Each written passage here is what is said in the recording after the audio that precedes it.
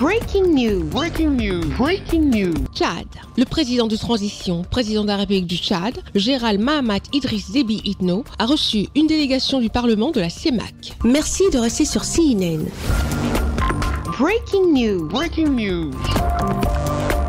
Le président de transition, président de la République du Tchad, chef de l'État, le général Mahamat Idriss Déby Itno, a reçu en audience une délégation du Parlement de la Communauté économique et monétaire de l'Afrique centrale, CEMAC, conduite par son président honorable Gamana Évariste. Le fonctionnement du Parlement communautaire, la situation dans la sous-région CEMAC et des questions liées à la transition au Tchad ont été au centre des échanges avec le chef de l'État lors de cette audience. Depuis le 11 mai 2023, le Parlement de la CEMAC est sous la direction de cette équipe pilotée par le parlementaire centrafricain, M. Gamana Évariste. Si ses collègues tchadiens à l'entame de leur mission se sont présentés au chef d'État, pour lui, c'est la première fois. L'audience lui a permis de présenter ses civilités au président de la République, au général Mahamat Idriss Déby Itno, et de discuter des enjeux majeurs concernant l'évolution et le fonctionnement du Parlement régional, ainsi que les défis auxquels la sous-région CEMAC est confrontée.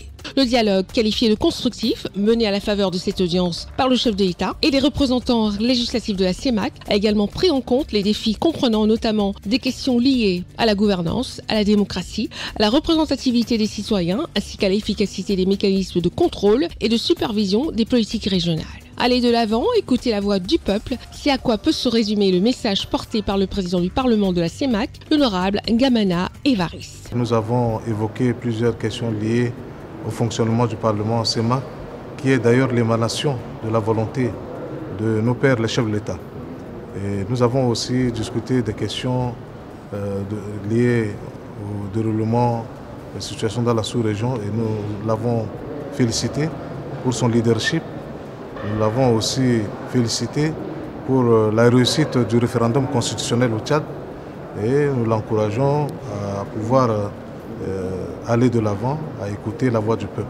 La réaction du président a été très positive puisqu'il a bien pris bonne note de toutes les questions que nous avons évoquées ensemble et comme il l'a dit au cours de l'audience, nous pouvons compter aussi sur le soutien du Tchad, sous son soutien, à pouvoir accompagner le Parlement puisque c'est la volonté des chefs d'État qui a fait que ce Parlement a vu le jour. Nous avons présenté aussi quelques difficultés que les institutions, entre autres le Parlement, rencontrent en ce moment. Et il nous a rassurés de son soutien.